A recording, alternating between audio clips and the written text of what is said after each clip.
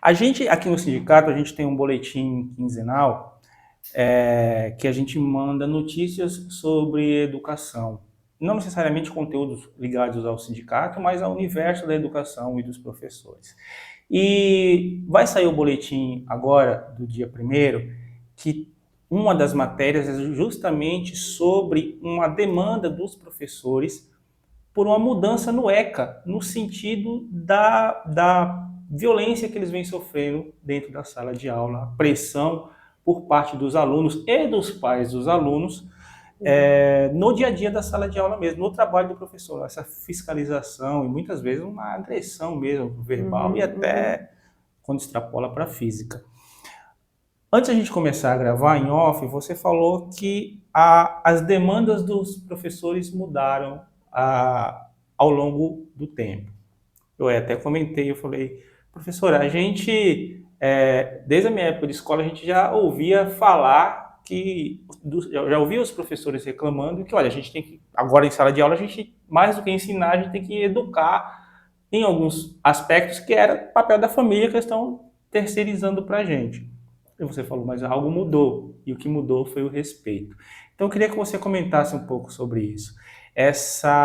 O quanto isso vem adoecendo os professores e impactando até na qualidade da aula mesmo, por conta de todas essas pressões. Exato. A gente, no decorrer, né, do tempo, a gente vai vendo que as terceirizações acabam acontecendo de uma certa forma. Uhum. E hoje a gente percebe realmente essa falta de comprometimento e de respeito perante aquela pessoa que está ali, né? Que tem também os seus desafios, que tem o seu dia a dia, que não é fácil, porque às vezes fazem jornadas duplas, triplas, né, de uma escola para outra, e de repente se depara com algo que vai além, né, da bagagem que precisava vir de casa, né? Então isso também acaba adoecendo. Por quê?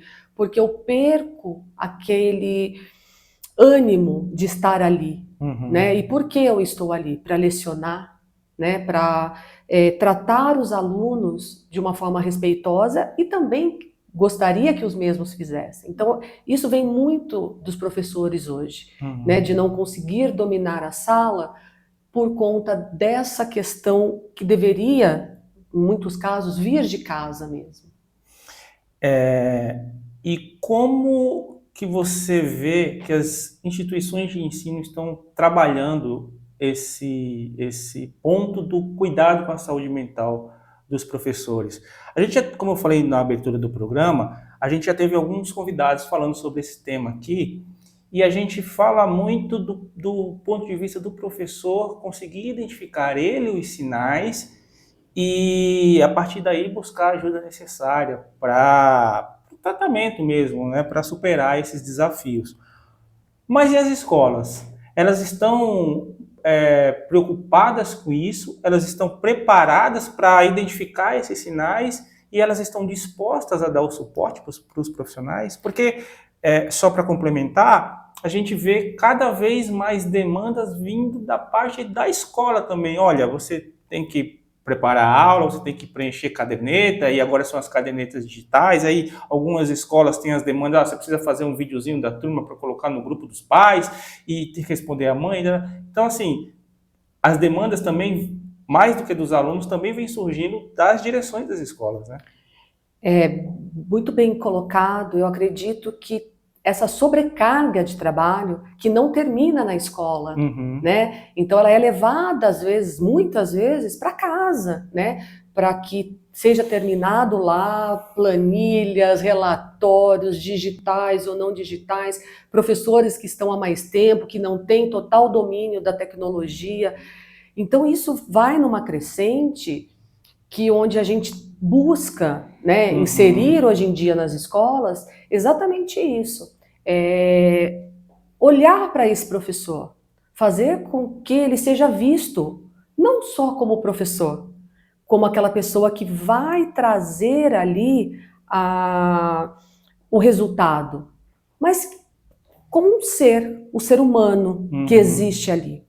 Então, fazer alguns eventos, e não só eventos para mostrar que fez, mas principalmente eventos onde possa ser identificado, né, o que está acontecendo, quais são as fragilidades, né? Porque a gente vê aí professores adoecendo mesmo. Por quê? Porque não tem esse olhar, não tem esse cuidado. Então, e como você mesmo disse, colocou na pergunta, muitas vezes as escolas não enxergam isso. O que elas querem? Produtividade, né? E quando a gente encontra uma escola que tem esse cuidado, e eu fiz alguns trabalhos em algumas que estão tendo mais esse olhar, você fala, poxa, ainda temos um caminho árduo pela frente, mas que legal que alguém já tomou essa iniciativa. Mas realmente, olhar o professor como um todo, e não só como aquele que está ali cumprindo papéis, obrigações, mas como um todo, como um ser humano dentro daquele ambiente, dentro da organização. Nessas escolas que você trabalhou, quais foram os sinais ou os gatilhos que fizeram com que a direção da escola entendesse que precisava fazer um trabalho psicológico mais aprofundado com a equipe? Acredito que é a questão de realmente os afastamentos, né, por questões de saúde mental, né? E só que mais do que isso, né, além da ausência, é realmente o impacto que isso gera para todo mundo, né? Não só para quem está adoecido, né, mas justamente para quem está ali vivendo o dia a dia.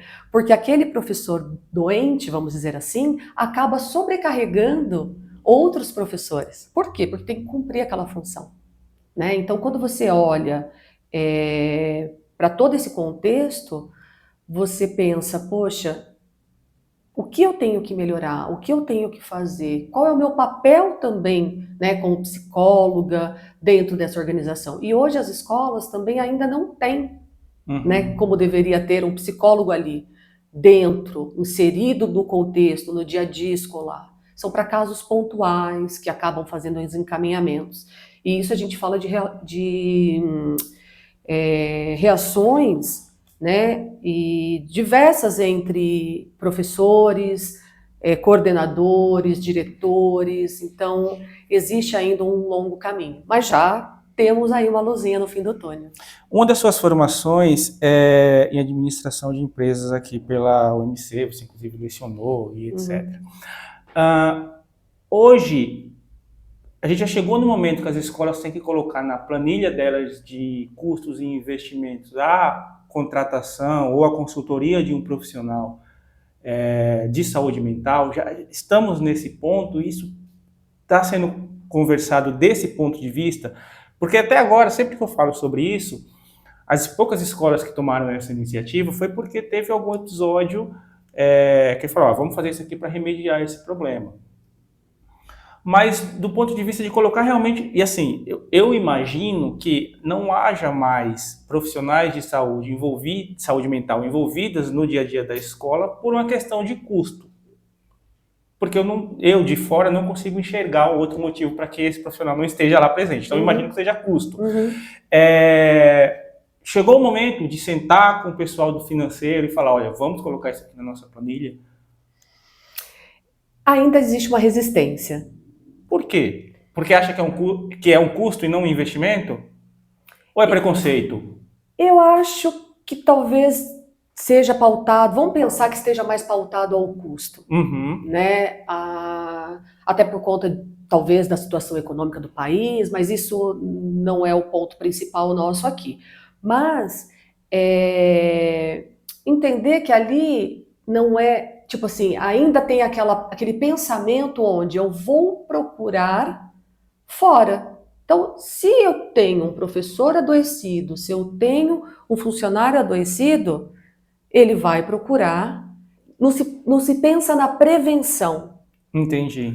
Entende? Então, a partir do momento que eu começo a pensar na prevenção, aí sim eu consigo entender a real necessidade de ter um profissional da saúde inserido nas escolas.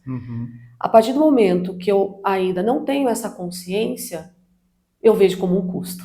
Entendi. Né? Isso pensando ali administrativamente.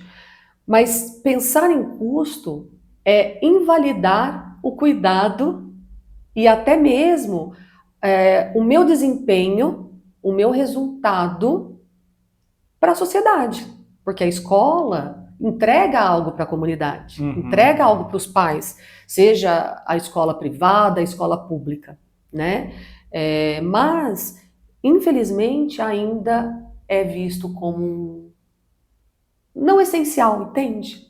Então, ao invés de eu ter um profissional da saúde inserido lá, eu preciso ter um professor melhor capacitado, enfim.